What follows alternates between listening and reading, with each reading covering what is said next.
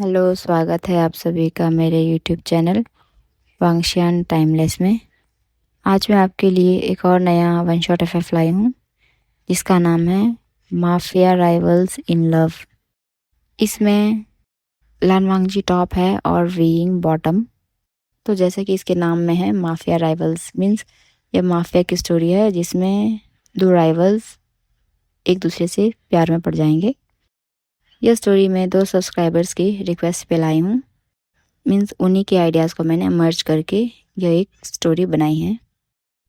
Friends, story start करने से पहले मेरी आपके लिए एक रिक्वेस्ट है।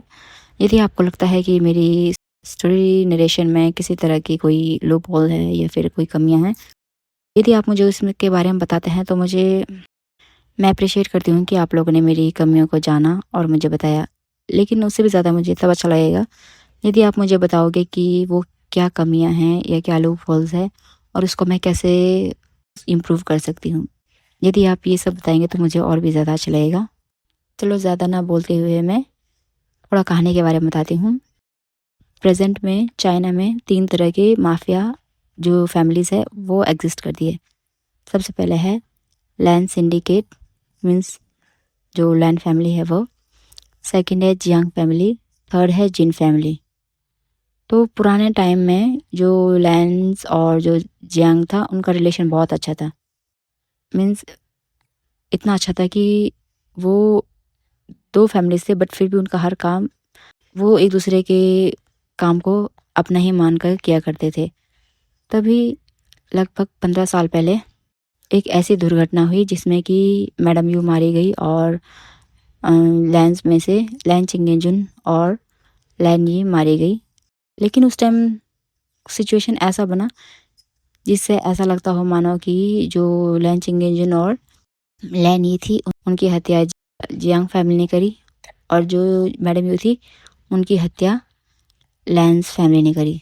मीन्स उनके जो एविडेंस थे या फिर कुछ भी सबूत बोलो वो इस तरीके से इंडिकेट कर रहे थे, जिस वजह से जो जियांग फैमिली और लैंस फैमिली में काफ़ी मनमुटाव आ गया। इवन कि वो दुश्मन हो गए, लेकिन फिर भी उनका थोड़ा बहुत रिलेशन था, इतना भी बुरा नहीं था। लेकिन अब से लगभग 2 साल पहले एक और इंसिडेंट हुआ जिसमें कि लैन चिचैन और जियांग यानली दोनों मारे गए। जियांग यानली जो है बॉम्ब दुर्घटना में मारी गई, जिसके हर एक एविडेंस लैंस फैमिली को ही इंडिकेट करती है, मीन्स उनको ही टारगेट करती है। सेम वैसे ही लैंस चिचैन की भी गोली मारकर हत्या की गई, जिसके जो सबूत है या फिर टारगेट्स है वह है जियांग फैमिली। जिस वजह से अब उनकी जो दुश्मनी है वो और भी ज़्यादा गहरी हो गई है। वो एक दूसरे को देखना ही पसंद नहीं करते हैं। तो आज की हमारी इसी स्टोरी पे है कि जो इनके बीच में जो दुश्मनी है वो मिस्ट्री कैसे सॉल्व होएगी। तो हमारे जो मेन लीड्स है उसको कैसे सॉल्व करेंगे। ज़्यादा ना कहते हुए मैं स्टोरी के बारे में अब आती हूँ मैं सीधे हमारे स्टोरी लाइन पे। कहानी की शुरुआत में हम देखते हैं कि बारिश का मौसम है, हल्की हल्की बारिश हो रही है और जो रेड और लाइट कलर की लाइटें भी फ्लिक कर रही है, मीन्स जल रही बुझ रही है, वैसा हो रहा है। ये शायद एक पार्क का सीन है। पार्क बहुत बड़ा पार्क है, उसमें 2 गुट शामिल है। शामिल तो नहीं है, मीन्स 2 गुट आए हुए हैं। एक है लैंस का ग्रुप, दूसरा है जियांग्स का। तभी हम देखते हैं कि वी यिंग बहुत ही कॉन्फिडेंटली चलता हुआ आ रहा है और उसके चेहरे पे एक तरह की स्मर्क है। वहीं दूसरी तरफ लान वांगजी भी अपना एक कोल्ड ऑरा लेकर अपने हाथ में गन थामे हुए आगे बढ़ रहा है। तब विभूषण कहता है, तो आज दोबारा मिल गए मिस्टर लान वांगजी। मुझे लगता है शायद आज तुम्हारा लास्ट दिन है इस धरती पे। यह सुनकर लान वांगजी कहता है, मैं सिर्फ उसके लिए गोली रखता हूँ जो मरने लायक हो, परंतु तुम और तुम्हारा पूरा खानदान तो दुनिया से ही साफ करने लायक हो। फिर विंग भी अपने जो पॉकेट है उसमें से एक पिस्तौल निकालता है और सीधा लान वांगजी की तरफ पॉइंट करता है। लान वांगजी भी अपनी जो पिस्तौल अपने हाथ में थी उसको सीधा विंग के फॉरहेड पे टारगेट करता है। दोनों एक दूसरे के फेस टू फेस खड़े हैं। उनके चेहरे में जो नफ़रत है एक दूसरे के लिए वो हम साफ देख सकते हैं। दोनों की सांसें भी गुस्से से काफ़ी बड़ी हुई है और आंखों में नफ़रत साफ दिखाई दे रही है।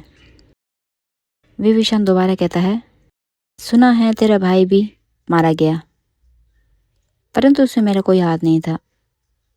लेकिन अगर होता तो शायद और मज़ा आता, है ना? ऐसा कह के विंग एक स्माइल करता है। तब लानवांग जी कहता है, जियांग यानली का खून शायद हमारे लोगों के द्वारा हुआ है, लेकिन मुझे इस बात का कोई भी अफसोस नहीं है, सच में। यह सुनते ही विंग की जो आंखें है वो गुस्से से और ज़्यादा लाल हो जाती है और दर्द उसकी आंखों में साफ देखा जा सकता है। तब विंग कहता है, तो ठीक है, आज दोनों में से किसी एक का एंड ज़रूर है। देखते हैं कौन बचता है और कौन जीता है। और वो एक दूसरे के फॉरहेड पे पिस्तौल का ट्रिगर दबाने ही वाले होते हैं, तभी उनके कुछ ही दूरी पर लगभग 8-10 स्नाइपर मैन की टीम आ जाती है, जिन्होंने अपने फेस पे मास्क लगाया हुआ है। वह लानवांग जी और विंग के साथ खड़े 2 बॉडीगार्ड्स को गोली मार के वहीं ढेर कर देते हैं। जैसे ही गोलियों की आवाज़ वहाँ आती है, सभी लोगों में भगदड़ मच जाती है और जो विंग और लानवांग जी के गार्ड्स हैं वो उनको वहाँ से बचाते हुए विंग की कार है उसके पीछे छिपा देते हैं। विंग और लानवांग जी और उनके बॉडीगार्ड्स को समझ ही नहीं आया कि ये एक पल में क्या हो गया, क्योंकि यह एक अनएक्सपेक्टेड था। विंग और लानवांग जी एक दूसरे से लड़ने के लिए आए थे, परंतु किसी और ने उन दोनों पे ही हमला कर दिया, इसलिए वो एकदम से कुछ समझ नहीं पाए थे। तभी हम देखते हैं विंग और लानवांग जी अपने बॉडीगार्ड के साथ मिलकर सामने की तरफ गन फायर शुरू कर देते हैं। लेकिन वो लोग बहुत ज़्यादा हैं और वो लोग ज़्यादा होने की वजह से उन्होंने इतने टाइम में उन दोनों के जितने भी बॉडीगार्ड थे उनके मैक्सिमम लोगों को मार दिया था। चारों तरफ बस गन फायरिंग की आवाज़ आ रही थी, हर जगह खून खून और लाशों के ढेर लग गए थे।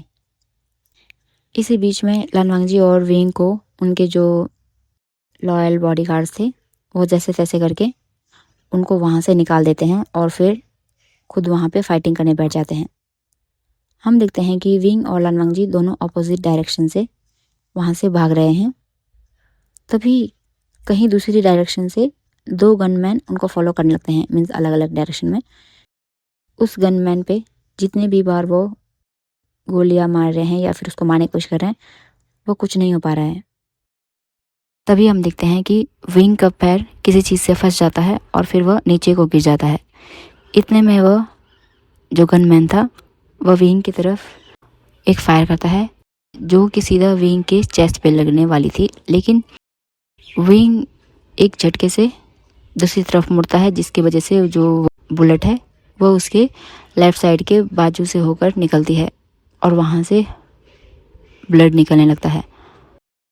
फिर विंग अपने पिस्तौल से सीधे उस गनमैन के फॉरहेड के बीचों बीच निशाना लगाता है और फिर उस गनमैन को वहीं पे मार देता है और फिर वह जैसे तैसे खड़ा होकर वहाँ से भागने लगता है। वहीं दूसरी तरफ हम देखते हैं कि लानवांग जी ने भी काफ़ी आगे जाके उस गनमैन को मार गिराया है और फिर वो भी कहीं पे जा रहा है। हम देखते हैं कि विंग और लानवांग जी पर हमला होकर लगभग 2 घंटे हो चुके हैं और टीवी पर हर जगह एक ही न्यूज़ टेलीकास्ट हो रहा है कि टॉप पुलिस ऑफिसर यानी कि जो कमिश्नर है उसका गोली मारकर हत्या की गई है और गुनहगार है विभूषण प्लस लानवांग जी। हर न्यूज़ चैनल पे बस यही खबर चली है, सीन यही कट होता है। अब हम देखते हैं कि विंग किसी सुनसान गली में से भाग रहा है और फिर वह काफ़ी आगे जाने पर एक पुराने पड़े घर के अंदर जाता है जो कि काफ़ी फूटा फूटा सा है, पुरानी बिल्डिंग है। वह वहाँ घर के बीच में जाता है, वहाँ पे थोड़ा सा मिट्टी को वहाँ पे साइड, थोड़ी सी जो मिट्टी है उसको साइड करके पहले दाएं बाएं देखता है। फिर वहाँ से एक सीक्रेट डोर है, मीन जो होता है ना ये ज़मीन के नीचे एक डोर सा, उसको वो ओपन करके उसके अंदर जाता है। दूसरी तरफ हम देखते हैं जियांग मैंशन में जियांग चैन बहुत गुस्से में है। वह गुस्से से इधर उधर घूम रहा है और वह अपने प्राइवेट नंबर से विंग को कॉल कर रहा है, जो कि शायद विंग का प्राइवेट नंबर है। वो इन दोनों के अलावा और किसी को नहीं मालूम। वो कंटिन्यू उस नंबर पे कॉल कर रहा है, लेकिन सामने से कोई भी रिस्पांस नहीं आ रहा। काफ़ी बार ट्राई करने के बाद विंग अब कॉल रिसीव करता है। तब जियांग चैन चिल्लाकर कहता है, वी बुशियान, तुमने सच में कमिश्नर को मारा है? सामने से विंग कहता है, क्या क्या चैंग? मैं उस वक्त विंग इतना कह के ही चुप हो जाता है। फिर जियांग चैन कहता है, वी बुशियान, तेरे कारण हमारी पूरी जियांग ग्रुप जो है ब्लॉक लिस्ट हो गई है। अब तुझे जो करना है अकेला कर, क्योंकि हम मजबूर हैं। अब हमारे हाथ में कुछ नहीं रहा। तूने सब बर्बाद कर दिया है। और हाँ, जितने जल्द हो सके सेफ हाउस से निकल जाना कहीं और, क्योंकि पुलिस को उसके बारे में भी पता नहीं कैसे, परंतु पता चल चुका है। इतना कहकर जियांग चैन फोन कट कर देता है। ये सुनते ही विंग सीधा ज़मीन पे गिर जाता है और उसको एक अनजाना सा पेन अपने हार्ट में होता है। फिर वह कुछ सोचता है और फिर अपना जो प्राइवेट सिम वाला जो फ़ोन है उसको अपने पॉकेट में डालता है और फिर वहाँ पे कुछ ढूंढता है, शायद फर्स्ट एड किट। वो वहाँ से एक फर्स्ट एड किट लेता है, उसमें से जो भी अपने वोंड हुआ है, यानी कि जो इंजरी हुई है बुलेट से, उसको थोड़ा सा क्लीन करता है एंटीसेप्टिक सॉल्यूशन लेके। क्लीन करने के बाद वहाँ पे वो एंटीसेप्टिक ऑइंटमेंट अप्लाई करता है। उसके बाद उसको अच्छे से कवर करके मीन्स ड्रेसिंग कर देता है उसको, ताकि वहाँ से ब्लीडिंग ना हो। फिर वह उसी फर्स्ट एड किट को अपने वही सेफ रूम से एक बैग लेता है छोटा सा। उसमें वह फर्स्ट एड के जितने भी आइटम्स है, फर्स्ट एड किट के जितने भी आइटम्स है, वो उसको भर के वहाँ से धीरे धीरे निकलने लगता है। वहीं हम देखते हैं कि लान वांगजी लैन फैमिली का जो सीक्रेट एरिया है, यानी कि जो हाइड आउट एरिया है, वहाँ पे जैसे कैसे पहुँच चुका है और वह अभी लैन किरेन के सामने है। तभी लैन किरेन लान वांगजी से गुस्से में कहते हैं, वांगजी, जब तक तुम बेगुनाह साबित नहीं होते तुम एक लैन मेंबर नहीं हो। तुम्हारे कारण हमें कुछ टाइम के लिए ब्लैक लिस्ट कर दिया गया है। लान वांगजी कुछ नहीं कहता, वो बस अपने अंकल के सामने सर झुकाए ऐसे ही खड़ा रहता है। तब लैन किरेन कहते हैं, मुझे मालूम है इसमें तुम्हारी गलती नहीं है, तुमने उसे नहीं मारा, परंतु तुम मुझे बिना बताए जियांग से लड़ने क्यों गए? यही तुम्हारी गलती है। अब तुम्हारी इसी गलती की वजह से तुम इस फेक मर्डर केस में फंस गए हो। और हाँ, हमारा जो ये सेफ एरिया है उसके बारे में किसी ने पहले से ही पुलिस को इन्फॉर्म कर दिया है, तो तुम यहाँ पे नहीं रह सकते, तुम्हें यहाँ से कहीं और जाना होगा। लान वांगजी चुपचाप अपने अंकल की बात सुनता है और फिर वहाँ से बैग में कुछ सामान लेते हुए वो भी वहाँ से निकल जाता है। सीन यही कट होता है। हम देखते हैं कि विंग कहीं चलता हुआ जा रहा है, लेकिन उसकी आंखें आंसुओं से भरी है। यह आंसू दर्द के कारण नहीं है, बल्कि ये आंसू है वह दुख, वह धोखा जो उसे अपनों से मिला है, यानी कि जियांग फैमिली से। वह जानता है कि वह जियांग फैमियान का अडॉप्टेड सन है, परंतु उसने ऐसी उम्मीद नहीं की थी उन लोगों से कि वह इस समय उसका साथ छोड़ देंगे। हम देखते हैं वह जंगलों से होता हुआ कहीं जा रहा है। वहीं दूसरी तरफ लान वांगजी की आंख भी नम है, परंतु चेहरे पर किसी तरह का भाव नहीं है। वह अपने कार से शहर से काफ़ी आगे आ चुका है। तभी लान वांगजी अपनी कार सीधा खाई की तरफ तेज गति से ले जा रहा है। अब हम देखते हैं कि लान वांगजी की जो कार है वो खाई में गिरने ही वाली है, लेकिन उससे पहले लान वांगजी कार से कूद जाता है और देखते देखते लान वांगजी की कार पूरी तरह खाई में गिर जाती है। वहीं लान वांगजी को शरीर में, यानी कि लेफ्ट साइड में, उसके हाथों में, पैरों में और फेस में स्किन जो है छिल चुका है, क्योंकि चलती कार से जंप मारने की वजह से, जिसके कारण उसके स्किन से भी हल्की हल्की ब्लीडिंग होनी स्टार्ट हो गई है। तब लालवांग जी धीरे धीरे उठता है और फिर लड़खड़ाते हुए कहीं जा रहा है। लालवांग जी को चलते चलते लगभग 2 घंटे होने वाले हैं और लालवांग जी अब जंगल के बीचों बीच पहुंच चुका है।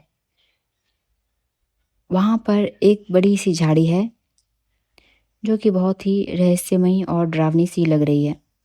लालवांग जी अपने लड़खड़ाते हुए कदम से उसी झाड़ी की ओर बढ़ता जा रहा है और देखते देखते वह उस झाड़ी के अंदर चला जाता है। तब हम देखते हैं कि झाड़ी के अंदर लगभग 10 मिनट चलने पर एक सीक्रेट डोर है जिसमें काफ़ी धूल मिट्टी और पेड़ पत्ते चिपके हुए हैं। यदि कोई आम इंसान वहां जाए तो वो इस रास्ते को बिल्कुल पहचान नहीं पाएगा। लालवांग जी उस डोर को खोलता है और फिर अंदर चला जाता है। अंदर काफ़ी अंधेरा है। लालवांग जी दीवारों का सहारा लेते हुए चल रहा है। लगभग 5 मिनट चलने के बाद नीचे की तरफ सीढ़ियाँ आ रही है। लालवांग जी धीरे धीरे सीढ़ियों से उतरता है और फिर दोबारा चलने लगता है।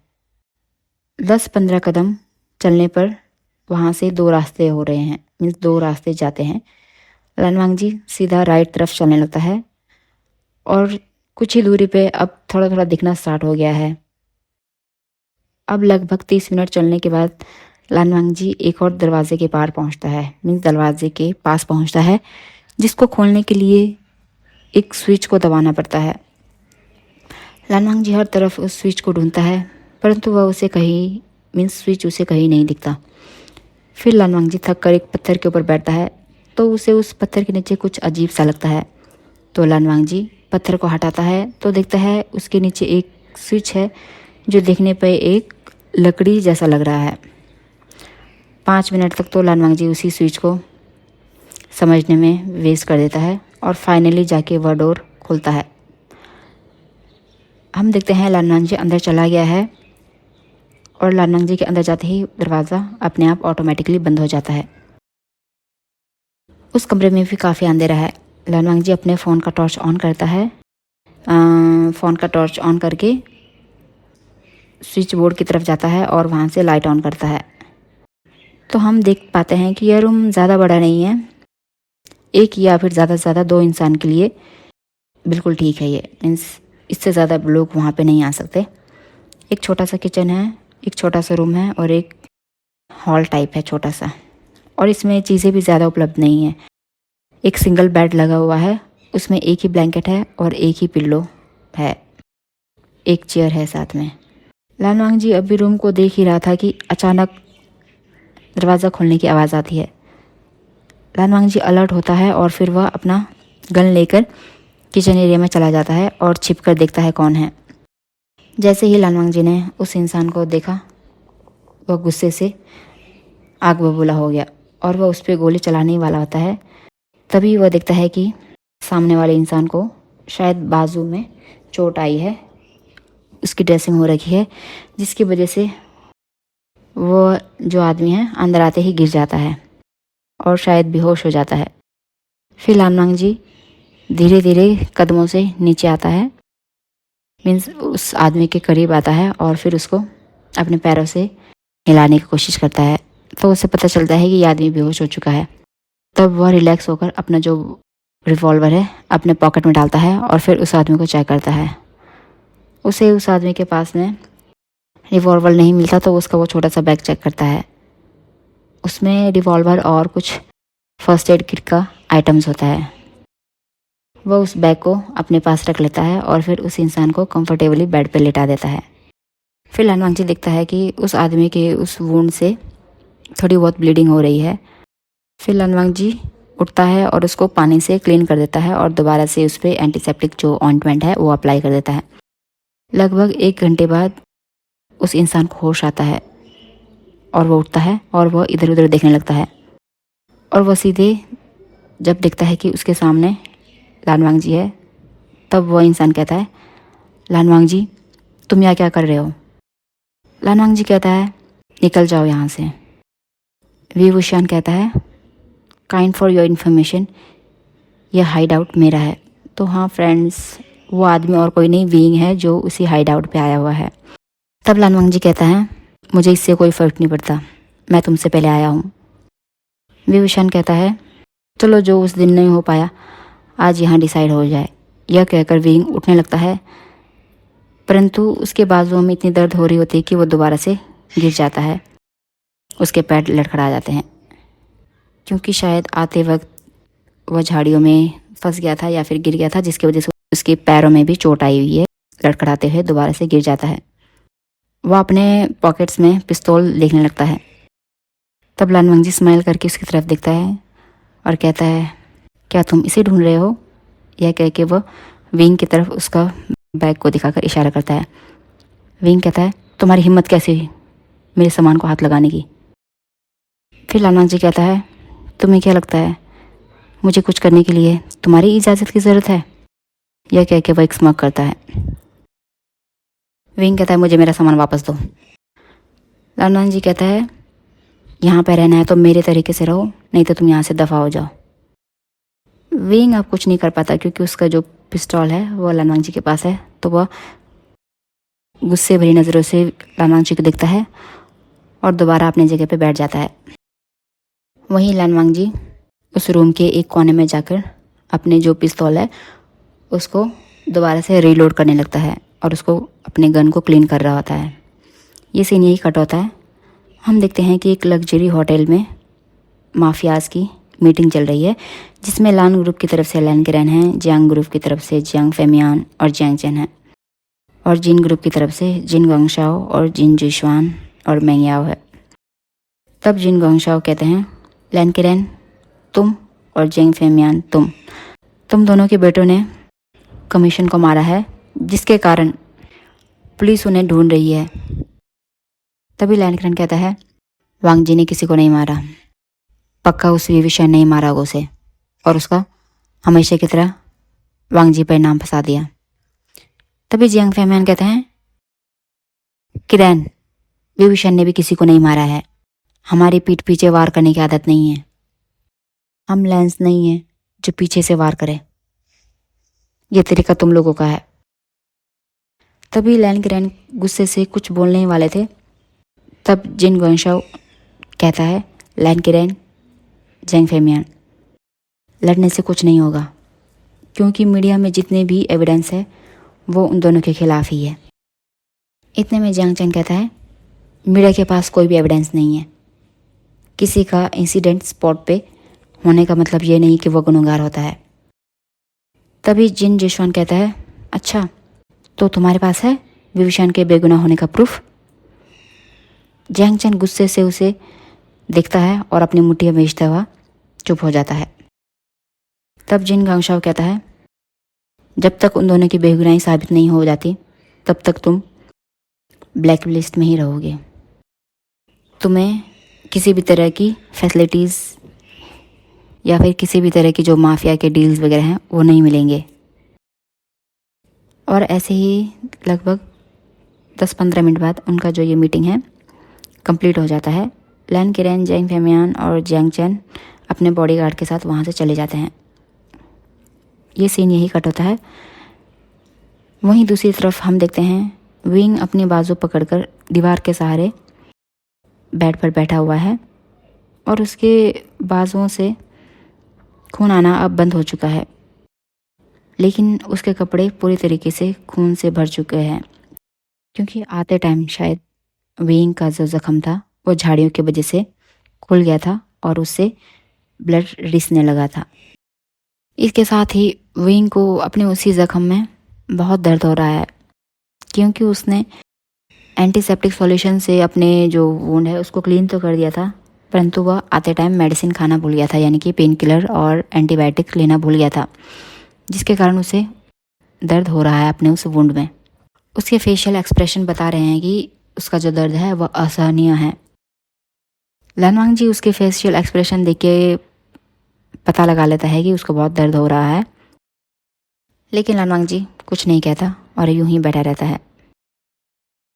कुछ ही देर बाद विंग सरकास्टिक वे में लैन वांगजी से कहता है, मिस्टर वांगजी, तुम्हारी कंपनी तो जहर से भी ज़्यादा सफोकेटिंग है। तभी लानवांग जी कहता है, हाँ सही कहा, तुम्हारे होते हुए जहर की भी ज़रूरत नहीं है। विंग कहता है, तारीफ़ के लिए धन्यवाद। लानवांग जी कहता है, तुम तो खुश होने। विभूषण कहता है, लगता है खुशी थोड़ी देर में डबल होने वाली है। लानवांग जी कहता है, क्या मतलब है तुम्हारा? विंग कहता है, कुछ नहीं। अब पूरे कमरे में शांति है। समय और बीतता जा रहा है और विंग का दर्द और भी ज़्यादा बढ़ता जा रहा है। दर्द के कारण विंग के मुंह से अब हल्की हल्की कराहने की आवाज़ आ रही है। वह हल्के से उठने की कोशिश करता है, परंतु दोबारा अपने बेड पे गिर जाता है। लानवांग जी विंग को देखता है। यह देख के वो अपने दांत को बीचने लगता है। वह अब नफरत और ह्यूमैनिटी के बीच में फंस चुका है। उसे समझ नहीं आ रहा कि मैं क्या करूं, या तो विंग की जाके हेल्प करूं या फिर ऐसे ही बैठा रहूं। लगभग 1 घंटे तक विंग ऐसे ही दर्द से कराहता रहता है और लानवांग जी उसको ही देखता रहता है। अब लानवांग जी अपने जगह से उठता है और फिर अपने बैग से, जो कि वो अपने लैंड हाइड आउट से लाया था, उसमें से कुछ एंटीबायोटिक्स की गोली निकालता है और फिर एक पेन किलर निकालता है और वह सीधा जाता है विंग के पास। उसके मुंह के पास वह उन दोनों गोलियों को रख देता है और अपने पास की जो बोतल है वो भी विंग के फेस के सामने यानी कि टेबल के पास रखता है और कहता है, खा लो इसे। यह कह के वह जाने वाला था तब विंग कहता है, ओ, क्या तुम्हारे सीने में भी दिल है? तुम्हें नहीं लगता कि मैं तुम्हारा दुश्मन हूं और तुम्हें मेरी हेल्प नहीं करनी चाहिए? लानवांग जी गुस्से से पीछे देखता है और कहता है, हम तुम जियांग्स की तरह नहीं होते। हम दुश्मनी से पहले इंसानियत में विश्वास रखते हैं। यह कहकर वो वहाँ से चला जाता है और दोबारा अपने उसी स्पॉट में बैठ जाता है, यानी कि दीवार के टेक लगाकर वहीं बैठ जाता है। विंग काफ़ी देर तक उसी मेडिसिन और पानी की बोतल को घूरता रहता है और फिर 10 मिनट बाद वह उन दोनों मेडिसिन को ले लेता है और फिर पानी पी लेता है। मेडिसिन खाने के लगभग आधे घंटे बाद विंग का जो दर्द है अब वो धीरे धीरे कम हो रहा है और वो धीरे धीरे नींद की आगोश में जाता जा रहा है। ये सीन यही कट होता है। हम देखते हैं कि लान मैंशन में लैन किरैन ने कुछ स्पाइस को बुलाया हुआ है। वह उन स्पाइस से कहता है, पता लगाओ कि इस मर्डर के पीछे कौन है। यह कह के वो उनको भेज देता है। फिर लैन किरैन अपने रूम में चला जाता है। वहीं हम देखते हैं जियांग मैंशन में भी जियांग चैन और जियांग फेमियान जो है बहुत टेंस्ड है, मीन्स बहुत ही ज़्यादा परेशान है। उन्हें कुछ समझ नहीं आ रहा कि ये क्या हो गया है, कैसे। जियांग फेमियान की आंखों में आंसू है। वो जियांग चैन से कहते हैं, चैंग, पता नहीं हमारी फैमिली को किसकी नज़र लगी है। पहले यूँ चली गई, फिर यान ली, अब देखो विविशान को भी किसने गलत मर्डर केस में फंसा दिया है। तब जियांग चैन अपनी हाथ की मुठ्ठियाँ बूझते हुए कहता है, फादर, और कौन हो सकता है? लैंस होंगे, उनके अलावा कौन करेगा हमारे साथ ऐसा? जियांग फेमियान कहते हैं, बेटा, बिना सबूत के हम किसी पे इल्ज़ाम नहीं लगा सकते, क्योंकि हमारे विंग के साथ साथ लानवांग जी पे भी मर्डर केस लगा हुआ है। तो हम नहीं जानते, हो सकता है कि लैंस इसके पीछे हो, या फिर क्या पता ऐसी चीज़ हो जो हमें पता ही ना हो। इनका ये सीन यही कट होता है। अब हम देखते हैं विंग और लानवांग जी को। विंग जो कि सो चुका है और लानवांग जी वहीं पे बैठा हुआ है और रात होने वाली है, हल्की हल्की ठंड बढ़ रही है। लानवांग जी किचन एरिया में जाता है और वहाँ पे देखता है कुछ है कि नहीं खाना बनाने के लिए। वहाँ पे थोड़े बहुत चावल पड़े हुए हैं और थोड़ी बहुत वेजिटेबल है, जो कि शायद विंग ने रखी है, क्योंकि विंग शायद यहाँ पे पहले भी आया करता था। और लानवांग जी को तो इसका पता जो है लैन ची चैन ने काफ़ी टाइम पहले बताया था।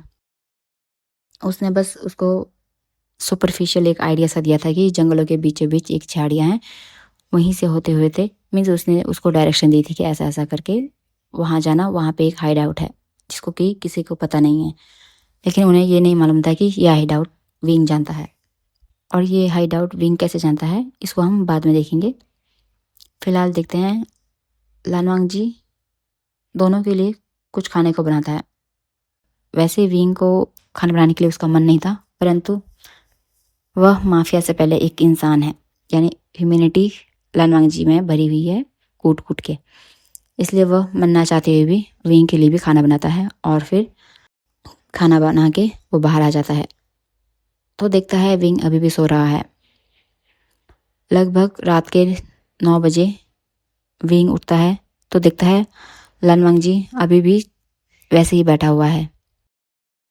और लानवांग जी ने जैसे ही देखा कि विंग उठ चुका है तो वो जाता है और फिर किचन में खाना गर्म करके दोनों के लिए खाना लाता है। और फिर वह विंग के मुंह के पास ला के खाना रख देता है और कहता है खाना खाओ। यह कह के वह अपना खाना लेके चेयर पे बैठ जाता है और फिर खाना खाने लगता है। विंग कुछ नहीं कहता और खाने को देखता रहता है और खाने को देख के मुंह बनाने लगता है, क्योंकि यह खाना बहुत ही सिंपल था। ऐसा लगता है मानो जैसे कि वेजिटेबल्स को बस उबाल के रख दिया हो और उसमें थोड़ा सा नमक डाल दिया हो। विंग कहता है छी, ऐसा खाना भी कोई खाता है? लानवांग जी गुस्से से उसकी तरफ देखता है और फिर सीधा जाता है, उसका खाना वहां से हटाता है और कहता है ठीक है खुद बना लो। और वह खाना भी अपने टेबल के पास ले आता है और फिर खुद खाना खाने लगता है। विंग बेचारा अब दोबारा उस खाने को देखने लगता है। लानवांग जी चुपके चुपके देखता है उसको कि वो उसी खाने को देख रहा है। लानवांग जी अपना खाना खत्म करता है और किचन में जाके बर्तन धो के भी वापस आ जाता है, तो विंग अभी भी उसी खाने को देख रहा है। लानवांग जी दोबारा उस खाने को उठाता है और फिर विंग के बेड के पास रख देता है और कहता है खाना है तो खा लेना, नहीं तो खुद बनाओ। यह कह के वह चला जाता है। विंग धीरे से अपने राइट हैंड से स्पून उठाता है और धीरे धीरे से खाना खाने लगता है। उसे इस खाने में बिल्कुल इंटरेस्ट नहीं है, परंतु भूख की वजह से वह उस खाने को भी खाने लगता है और फिर खुद से ही कहता है ये लेंस पिछले जन्म में साधु संत तो नहीं थे, ऐसा कौन खाना खाता है? यह कह के वो मुंह बना बना के खाना खाता है। लगभग 10 मिनट में विंग खाना खा चुका होता है और फिर विंग अपने खाने के प्लेट को साइड में रख देता है। इतने में लानवांग जी भी हॉल एरिया से आ जाता है और फिर देखता है कि विंग ने खाना खा लिया है, तो वह विंग से कुछ नहीं कहता और वह प्लेट उठा के ले जाता है और फिर उसको धो के रख देता है और दोबारा आके चेयर पे बैठ जाता है। ये सीन यही कट होता है। हम देखते हैं कि न्यूज़ में अभी भी वही टेलीकास्ट हो रहा है और दिखाया जा रहा है कि सभी पुलिस वाले विंग और लानवांग जी की हर जगह तलाशी कर रहे हैं। उन्होंने जो लैंस और जियांग्स के जो हाइड आउट एरियाज थे उनका भी पता लगा लिया है और वहाँ पे भी उन्होंने तलाशी ले ली है, लेकिन उन्हें अभी तक विंग और लानवांग जी नहीं मिले। तभी हम देखते हैं कि एक होटल रूम जो कि बहुत ही लग्जूरियस है, वहाँ पे 3 लोग बैठे हुए हैं और वह सामने की तरफ यानी कि शहर की तरफ देखते हुए बातें कर रहे हैं। एक कहता है फादर आपको क्या लगता है वो दोनों कहाँ गए होने? तभी दूसरा कहता है वो जहाँ भी जाए पुलिस के हाथ से नहीं बच पाएंगे, क्योंकि हमने अपने खिलाफ एक भी सबूत नहीं छोड़ा है। तभी तीसरा पर्सन कहता है तुम दोनों शांत हो जाओ, हमेशा की तरह हम जैसे बचे थे अब भी वैसे ही बच जाएंगे।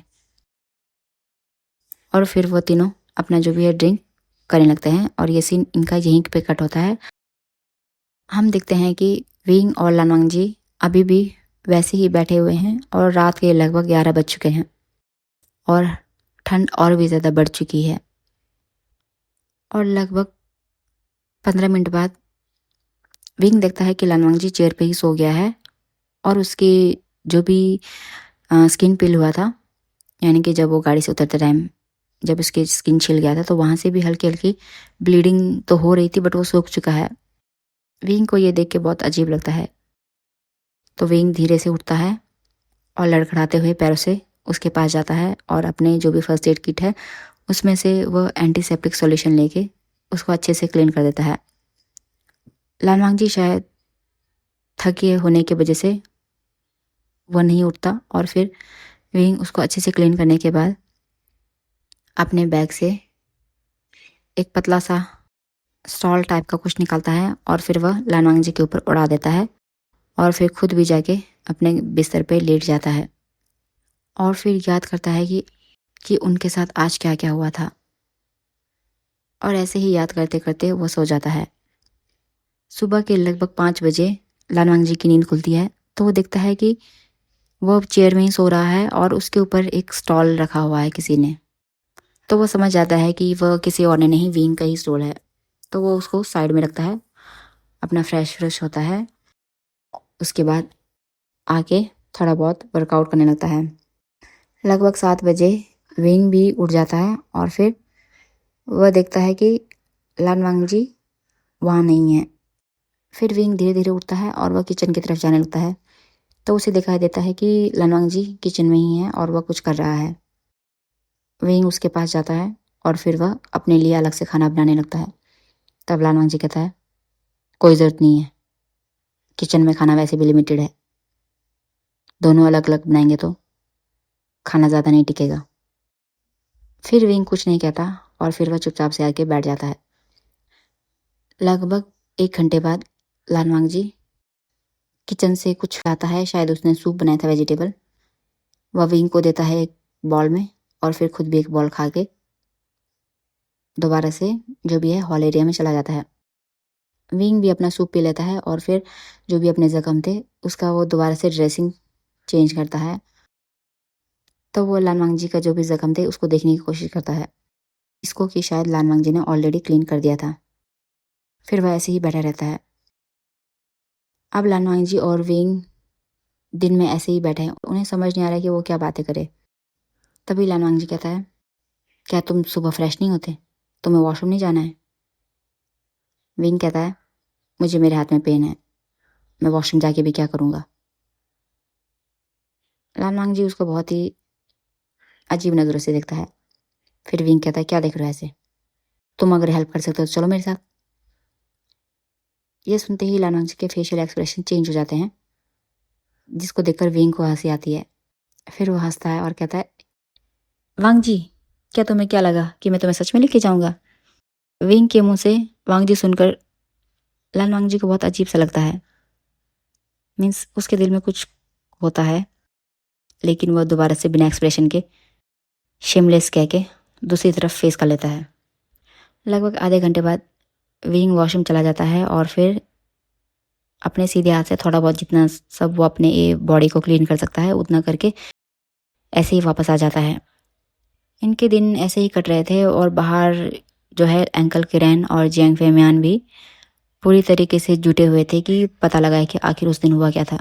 लेकिन उनको वहाँ पे कुछ भी, किसी भी तरह का एक भी प्रूफ नहीं मिलता, क्योंकि शायद उस टाइम वहाँ के जितने भी सीसीटीवीज थे सबको खराब कर दिया गया था या फिर वो फाइल करप्ट हो गई थी।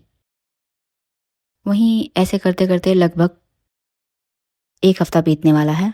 विंग और लान वांगजी, उनके बीच जो विंग का, लान वांगजी का जो घाव था वो तो ऑलमोस्ट ठीक हो चुका है और विंग का जो बुलेट से लगा हुआ जो घाव था वो भी 80% तक ठीक हो चुका है।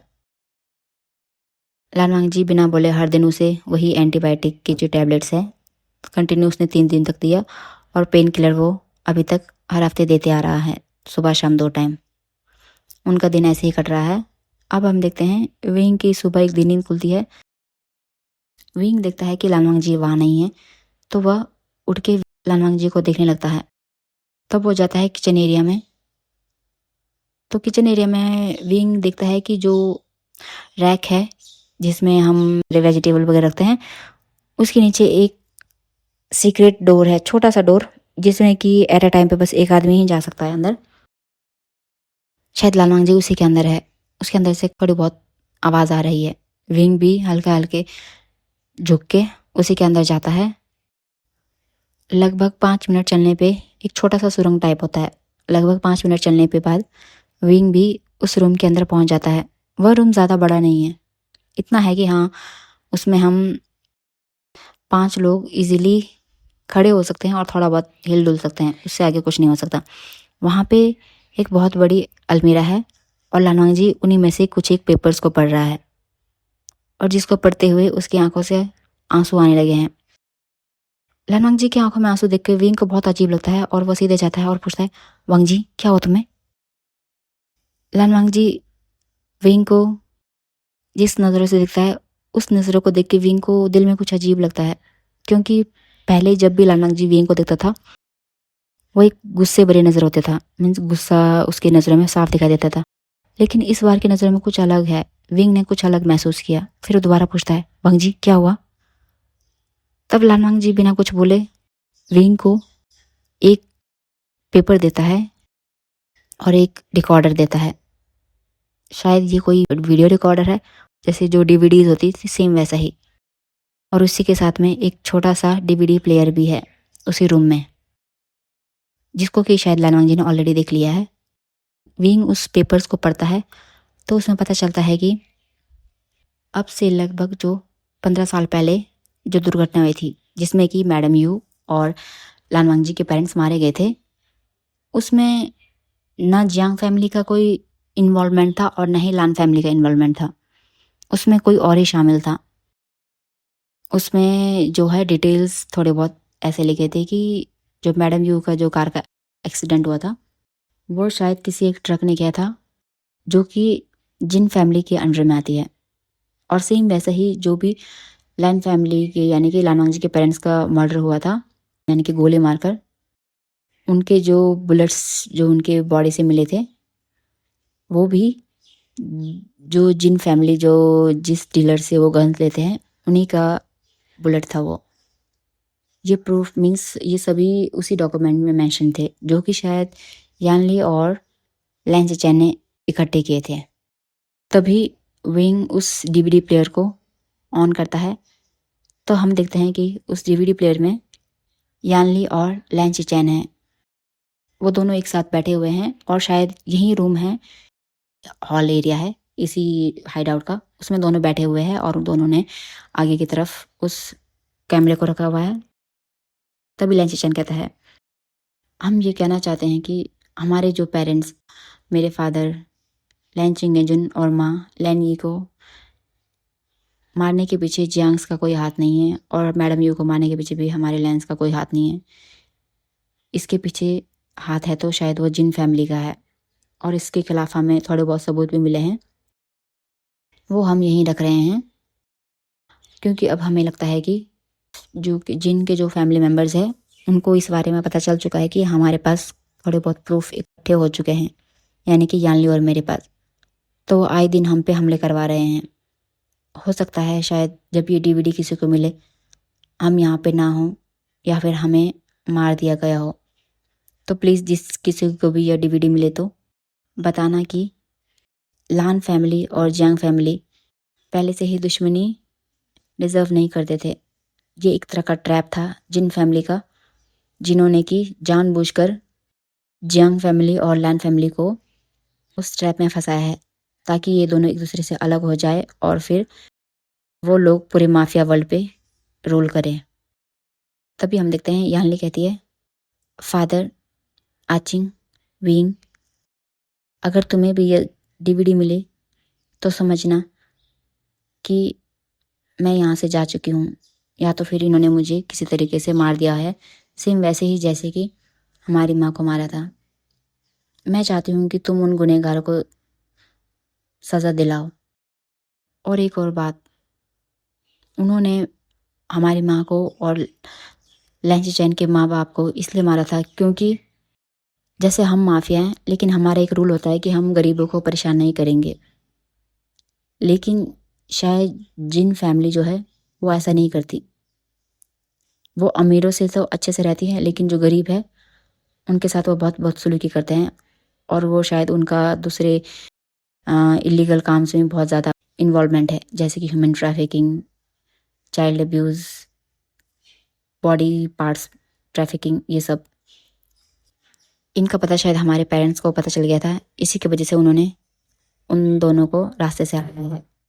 तो प्लीज़ हो सके तो उनको उनकी गलती की सज़ा दिलाओ। इतना कहकर वो डीवीडी प्लेयर बंद हो जाता है।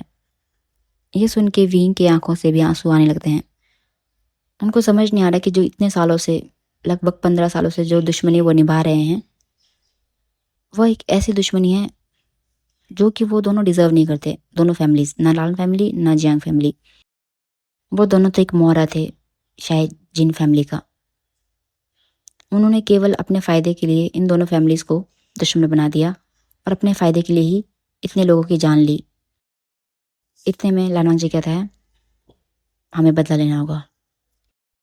तब विंग कहता है हाँ ज़रूर, लेकिन हम ऐसे ही बदला नहीं ले सकते। इसके लिए हमें पहले उनके खिलाफ प्रूफ इकट्ठे करने होंगे, तो हमें कुछ प्लान सोचना होगा। फिर विंग अपने मोबाइल, जो कि शायद उसका प्राइवेट मोबाइल था, वो निकालता है। तो वो देखता है उसमें रेंज नहीं है, यानी कि नेटवर्क नहीं आ रहा। लानवांग जी कहता है मोबाइल का कोई फ़ायदा नहीं है, यहाँ पे नेटवर्क नहीं होता। विंग कहता है लेकिन बिना मोबाइल के हम अपने फैमिली से कैसे कांटेक्ट करेंगे। फिर लानवांग जी कहता है उनसे कांटेक्ट करके कोई फ़ायदा भी नहीं है, क्योंकि जहाँ तक मुझे लगता है पुलिस वालों ने उनके कॉल्स को ट्रैक पर लगाया होगा। फिर विंग थोड़ी देर सोचता है, उसके बाद वो कहता है क्यों ना हम जिन फैमिली के सर्वेलेंस जो एरिया है वहाँ पे चुपचाप से जाएं और फिर उनके सीसीटीवीज जो है, उन्होंने जितने भी प्रूफ, यानी कि क्योंकि लास्ट टाइम मुझे इतना पता है कि शायद जहाँ पे हमारा फाइट डिसाइड हुआ था वहाँ पे शायद उन्होंने वहाँ की जो सीसीटीवी है उसको करप्ट कर दिया है। तो हो ना हो उनके पास प्रूफ हो सकता है, और शायद यानली, सीजे और शिचैन के भी प्रूफ होंगे उनके पास। फिर लानवांग जी कहता है परंतु वहाँ घुसना इतना ईजी नहीं है, वो बहुत टफ टास्क है। उसके लिए हमें बहुत सारे इक्विपमेंट चाहिए। विंग कहता है कोई बात नहीं, हम आज से लगभग 10 दिन बाद वहाँ जाएंगे। तब तक हम दोनों अच्छे तरीके से हील हो जाएंगे। उसके बाद हम वहाँ के सर्वेलेंस पे अटैक करेंगे। ऐसे ही विंग और लानवांग जी के वहाँ पे 3 दिन और निकल जाते हैं और उनका घाव जो है अब ऑलमोस्ट भर चुका है। और फिर एक दिन लानवांग जी अपने बैग से नोटबुक और एक पेन निकालता है और फिर जिन फैमिली का मैप ड्रॉ करने लगता है। वो डिसाइड करते हैं कि वो लोग कहाँ से एंटर होंगे और किस तरीके से एंटर होंगे। तब लानवांग जी कहता है जिन फैमिली का सर्वेलेंस सेंटर उनकी जो मेन मेंशन है उससे लगभग आधे घंटे की दूरी पे है। तो वहाँ पे जाने में थोड़ी प्रॉब्लम होगी, लेकिन हाँ अगर हम दोनों टीम वर्क करें तो वहाँ पे हम इजीली एंटर कर सकते हैं। फिर विंग कहता है ठीक है। फिर लानवांग जी विंग को पूरा जो भी मैप है वो समझाता है, और फिर वह समझाते समझाते पेन को लेने लगता है, लेकिन उसका ध्यान पूरा मैप में होता है। तो वह पेन की जगह विंग का हाथ पकड़ लेता है। लानवांग जी का टच महसूस करते ही विंग के बॉडी अजीब सा महसूस करता है, मीन्स अजीब रिएक्ट करता है। दोनों एक पल के लिए एक दूसरे को देखते हैं, फिर अगले ही पल अपनी नज़र घुमा लेते हैं और फिर लानवांग जी अपना हाथ साइड कर लेता है और कहता है सॉरी गलती से हो गया। विंग कहता है ठीक है। दोनों के दिल की धड़कन बहुत बढ़ जाती है। फिर कुछ देर बाद तक वो लोग वो मैप डिस्कस करते हैं। उसके बाद लानवांग जी चला जाता है खाना बनाने। हम देखते हैं लानवांग जी किचन में है और फिर वह खाना बना रहा है, और फिर वह खाना बनाते हुए सेम वही सीन याद करता है। तो ये सीन याद करते हुए लानवांग जी को अपने शरीर में बहुत गर्मी सी लगने लगती है। लानवांग जी जैसे तैसे खाना बनाता है और फिर खाना बना के सीधा वो नहाने चला जाता है, और फिर नहा के आके वो खाना डालता है और दोनों खाना खा के सो जाते हैं। लेकिन विंग को आज नींद नहीं आती। उसे बार बार वही जो इंसिडेंट हुआ वो याद आने लगता है। विंग कुछ नहीं कहता और आंखें बंद कर लेता है। अब हम देखते हैं सुबह हो चुकी है। विंग सुबह जल्दी उठ जाता है और किचन में चला जाता है खाना बनाने। और वह आज पहली बार अपने चॉइस का खाना बनाता है, शायद जो कि लालवांग जी के लिए बिल्कुल सूटेबल नहीं है। विंग बहुत खुश होकर खाना बना के लाता है और विंग लालवांग जी के सामने रखता है। लालवांग जी को तो खाने को देख के ही कान से धुआं निकलने लगता है और कहता है, विंग ये क्या है? विंग कहता है, लालवांग जी खाना है। लालवांग जी कहता है, इतना स्पाइसी? विंग कहता है, ये स्पाइसी नहीं है, ये तो नॉर्मल है। लालवांग जी बेचारा एक गल्प करता है और फिर सूप का बस एक बाइट लेता है तो उसके पूरे आँख मुंह नाक से धुआं निकलने लगता है और वह सीधा खांसने लगता है। तो हम देखते हैं कि लालवांग जी की आँख से भी आंसू निकलने लगते हैं। विंग लालवांग जी को पानी पिलाता है अपने हाथों से, लेकिन लालवांग जी की आंखों से कंटिन्यू आंसू निकलते ही जा रहे हैं। विंग को कुछ समझ नहीं आता। फिर वो जाता है किचन में और यहाँ वहाँ देखने लगता है तो उसे थोड़ा सा शुगर मिलता है। वो वहाँ से शुगर लाता है और फिर लालवांग जी को खिलाता है। लगभग 5 मिनट बाद लालवांग जी का जो है तीखापन थोड़ा कम होता है और फिर विंग कहता है, सॉरी लालवांग जी, प्लीज़ मुझे माफ़ कर दो, मुझे नहीं मालूम था। लालवांग जी कहता है, ठीक है कोई बात नहीं। फिर विंग लालवांग जी को कमरे में बिठाता है और फिर खुद सिंपल सा दोबारा से सूप बना के लालवांग जी को देता है। विंग और लालवांग जी जब खाना खा रहे होते हैं तब लालवांग जी विंग से कहता है, विंग तुम इस हाइड आउट के बारे में कैसे जानते हो? तब विंग कहता है कि जब मैं बहुत छोटा था तब एक बार मैं और शिजिए माँ के साथ कहीं घूमने जा रहे थे गाड़ी में। तभी अचानक कुछ लोग हमारा पीछा करते हैं। तब माँ जंगलों के रास्ते से हमें इस हाइड आउट में लाई थी। तब उन्होंने हमें बताया था कि ये हाइड आउट वो और उनकी बेस्ट फ्रेंड का हाइडिंग स्पॉट है, जिसके बारे में कोई नहीं जानता, इवन कि उनके हस्बैंड भी नहीं। और फिर उन्होंने हमें कहा कि फ्यूचर में कभी भी हमें छुपने की ज़रूरत पड़े या फिर कोई जगह नहीं मिले तो वो हम यहाँ छुप सकते हैं।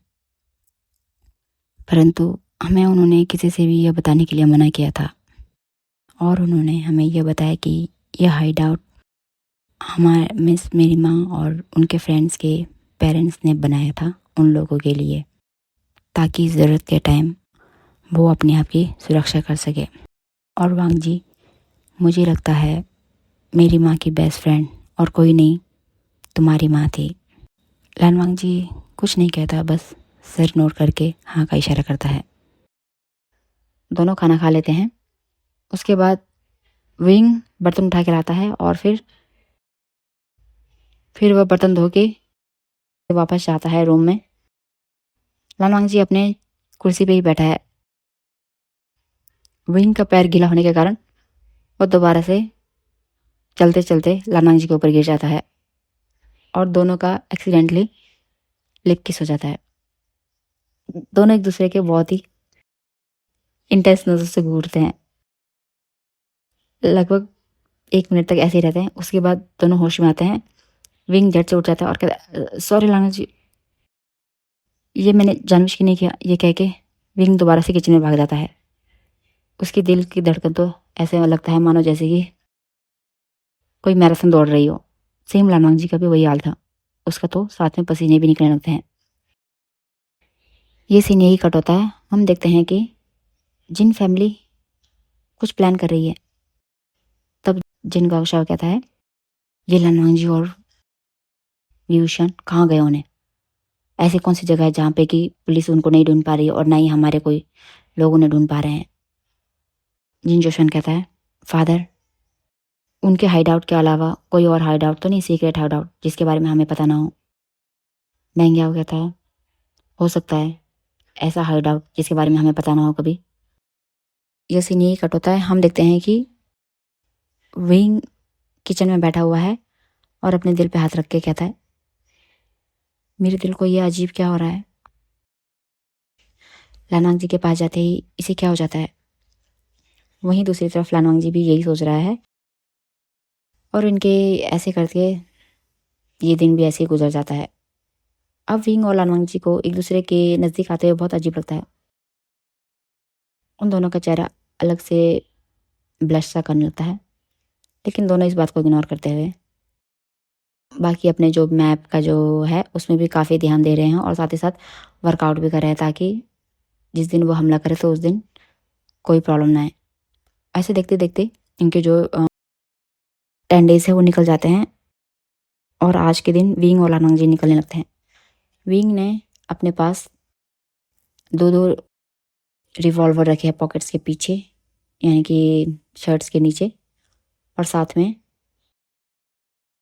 2 ग्रेनेड्स भी रखे हुए हैं। लानवांगजी ने भी सेम वैसे ही किया हुआ है। साथ में उन्होंने अपने जो बैग है उनके अंदर भी एक्स्ट्रा जो बुलेट्स है वो डाली हुई है, और फिर बाकी के पिस्तौल और जो गन्स है वो भी डाल के रखे हुए अपने बैग में। और फिर दोनों वहाँ से निकल पड़ते हैं अपने मिशन के लिए। उन्होंने फेस पे किसी तरीके का मीन्स काला कलर लगाया ताकि लोग उन्हें इजीली पहचान ना ले। वो धीरे से झाड़ियों से निकलते हैं और फिर जंगल के रास्ते से होते हुए लगभग 3 घंटे के बाद वह जंगल से बाहर निकलते हैं। तब लिफ्ट लेने की कोशिश करते हैं, लेकिन शायद उनका हुलिया ऐसा है कि कोई भी लिफ्ट नहीं देता उन्हें।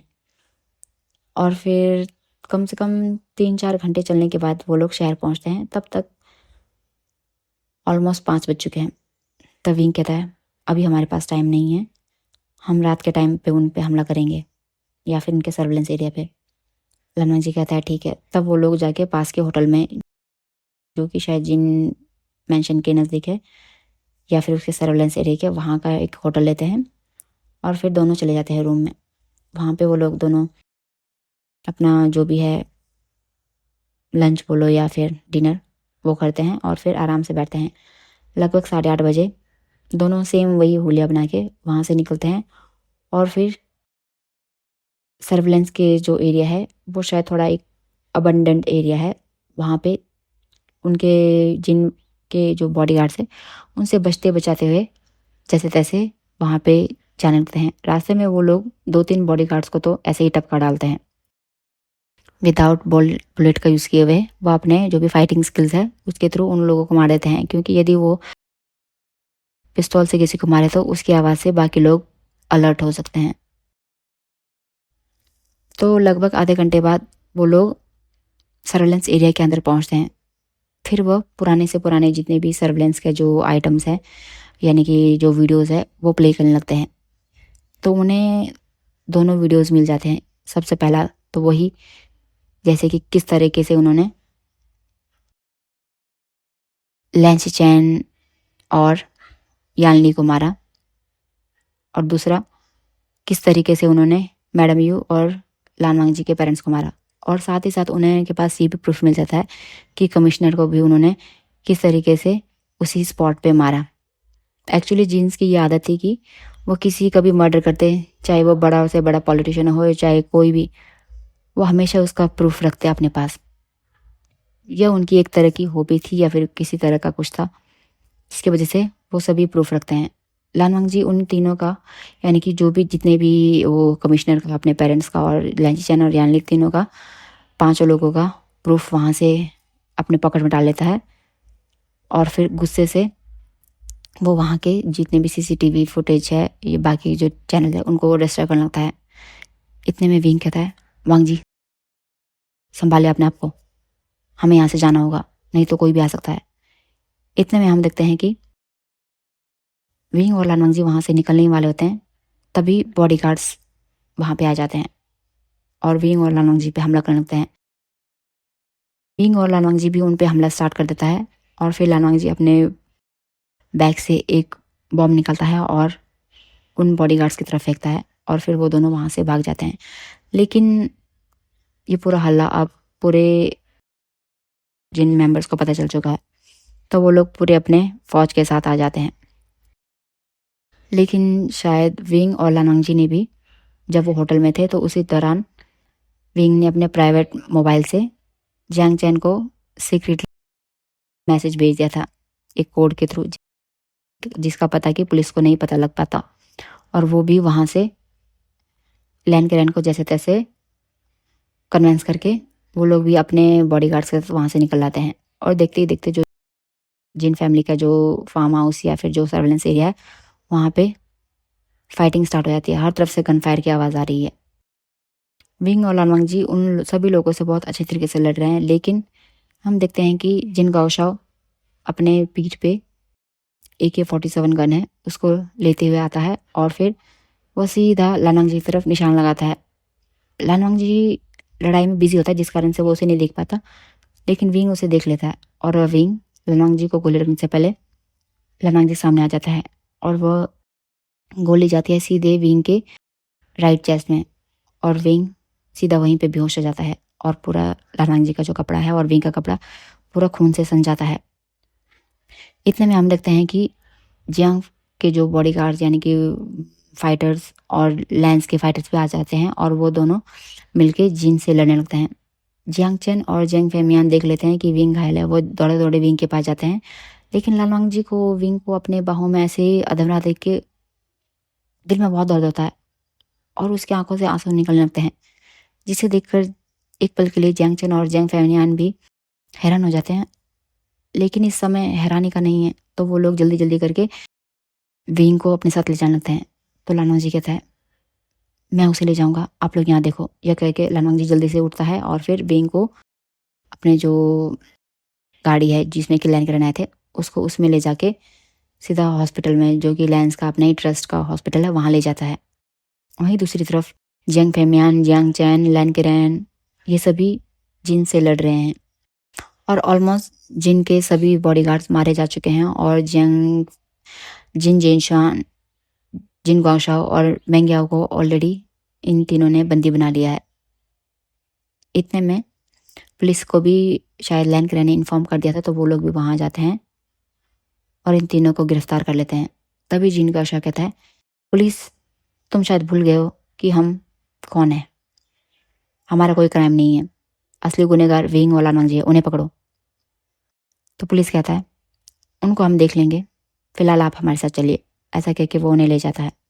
वहीं जियांग चैन, जियांग फेमियान और लैन केरैन भी भागे भागे हॉस्पिटल में आते हैं, लेकिन विंग को अभी होश नहीं आया हुआ है। लगभग 2 दिन बाद विंग को होश आता है, तो वो देखता है कि शायद वो हॉस्पिटल में है और लानवांग जी उसी के बेड के पास सिर टिकाकर सोया हुआ है। पता नहीं लानवांग जी को देखकर विंग के चेहरे पे एक स्माइल आ जाती है और वह अपने हाथों से लानवांग जी के सिर पे पैट करता है। लानवांग जी को जैसे ही विंग के हाथ महसूस होते हैं, वो सीधा उठता है और कहता है विंग तुम्हें होश आ गया, तुम्हें पता है मैं कितना घबरा गया था। ये सुनते ही विंग कहता है क्यों लानवांग जी, तुम क्यों घबरा गए थे। लानवांग जी कुछ नहीं कहता। फिर लानवांग जी जो थोड़ी देर ऐसे ही चुप रहता है, फिर लानवांग जी कहता है विंग मुझे नहीं पता ये क्या है, परंतु इतने दिनों में मैं जब भी तुम्हारे साथ रहा हूँ, मुझे बस इतना पता चला है कि मुझे तुम्हारे साथ रहना अच्छा लगता है। तुम्हें चोट में देख के मुझे अपने दिल में दर्द महसूस होता है, तुम्हारी आंखों में आंसू देख के मेरी आंख में आंसू आते हैं। मुझे नहीं पता ये क्या है। और यह कह के लानवांग जी चुप हो जाता है। फिर विंग कहता है लानवांग जी मुझे भी नहीं पता कि ये क्या है, लेकिन मैं भी तुम्हें दुखी नहीं देख सकता और तो किसी और के साथ तो बिल्कुल भी नहीं। यह कह के वह पीछे शुयांग को दिखता है, जो कि लानवांग जी का ही बॉडीगार्ड है और वह लानवांग जी के थोड़े से पास में चिपका हुआ है, जो शायद उस दिन जो फाइटिंग हुई थी उसमें से बच गया था। ये सुनते ही बेचारा शुयांग थोड़ा सा पीछे हो जाता है और लानवांग जी के चेहरे पे एक स्माइल सी आ जाती है। तभी जियांग चैन और जियांग फेमियान आते हैं। फिर जियांग फेमियान विंग के सर पे हाथ फेराता और कहता है आई प्राउड ऑफ यू बेटा, इतने सालों की जो मिस्ट्री थी वो तुम दोनों ने अपनी जान पे खेल के सोल्व कर दी। अब जिन गाओशाओ और उनके दोनों बेटों को उम्र कैद की सजा हुई है, उनकी जो पूरी प्रॉपर्टी है वो सील कर दी गई है। सच में मुझे लगता है कि अब फाइनली हमारी यू और यानली की आत्मा को शांति मिल गई होगी। लैन कुरैन भी आते हैं और फिर वो भी लानवांग जी और विंग को कहते हैं हम तुम दोनों के लिए बहुत ही आभारी हैं, क्योंकि तुम्हारी वजह से ही 15 साल का जो पर्दा हमारी आंखों में लगा था वो हट चुका है। फिर ये लोग थोड़ी देर ऐसे ही बातें करते हैं और फिर लगभग 2 घंटे बाद हम देखते हैं विंग अकेला है और फिर तब लानवांग जी वहाँ आता है। वह विंग के हाथ को पकड़ता है और कहता है विंग मैं तुम्हारे साथ हमेशा रहना चाहता हूँ, क्या तुम मेरे साथ दोगे। मुझे पता है मैं तुमसे पहले बहुत नफरत करता था, इतना नफरत शायद मैं किसी से नहीं करता था, लेकिन मुझे अब ऐसा लगता है मैं तुमसे प्यार करने लगा हूँ। पता नहीं कैसे, परंतु हाँ, मैं तुमसे प्यार करता हूँ। क्या तुम मेरे साथ लोगे? यह सुन के विंग की आंखों में भी आंसू आ जाता है। वह आंसू लेके आंखों में कहता है, हाँ लालंग जी, मैं भी तुमसे बहुत प्यार करता हूँ। फिर इनका यही कन्फेशन जो है यहीं ख़त्म हो जाता है। अब हम देखते हैं आपसे लगभग 1 हफ्ते बाद का सीन। विंग और लानोंग जी दोनों पोडियम में हैं और पूरी जो लान फैमिली है, जियांग फैमिली, जिसमें आई थिंक बेचारे लेन कुरैन और जियांग चेन और जियांग फेमियान है, उसके अलावा उनका जो इतना भी माफिया का जो ग्रुप है वो सभी वहाँ पे अवेलेबल है। सभी लोग बहुत खुश हैं क्योंकि आज विंग और लानवांग जी की शादी है। तभी प्रीस्ट आता है और लानवांग जी से कहता है, मिस्टर लानवांग जी, क्या आप विंग को एज अ हस्बैंड एक्सेप्ट करते हैं? तो लानवांग जी कहता है, yes I do. Priest wing से भी यही क्वेश्चन पूछता है, मिस्टर विभूषण, क्या आप लानवांग जी को एज अ हस्बैंड एक्सेप्ट करते हैं? विंग कहता है, यस आई डू। और फिर दोनों रिंग एक्सचेंज करते हैं और फिर विंग सीधा लानवांग जी की तरफ जाता है और फिर एक पैशनेट सा किस करके दोनों अलग होते हैं।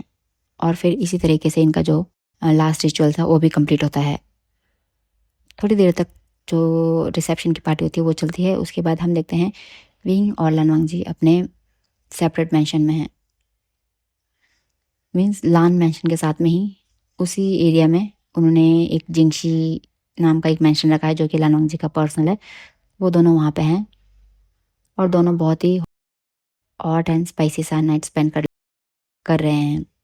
विंग कहता है, लानवांग जी, पता नहीं था कि हमारी ज़िंदगी क्या से क्या हो जाएगी। अब से लगभग 1 महीने पहले हम दोनों एक दूसरे के जाने दुश्मन थे। अब हम एक दूसरे के प्यार बन गए हैं। लालवांग जी कुछ नहीं कहता और स्माइल करता है और फिर अपना एवरीडे मीन्स एवरीडे का जो भी कार्यक्रम बीच में रुका था उसको स्टार्ट कर देता है। और इसी के साथ हमारी ये story mafia rivals in love यहीं एंड होती है। तो मिलते हैं आपके साथ मेरे नेक्स्ट एफएफ में। तब तक के लिए बाय बाय, टाटा।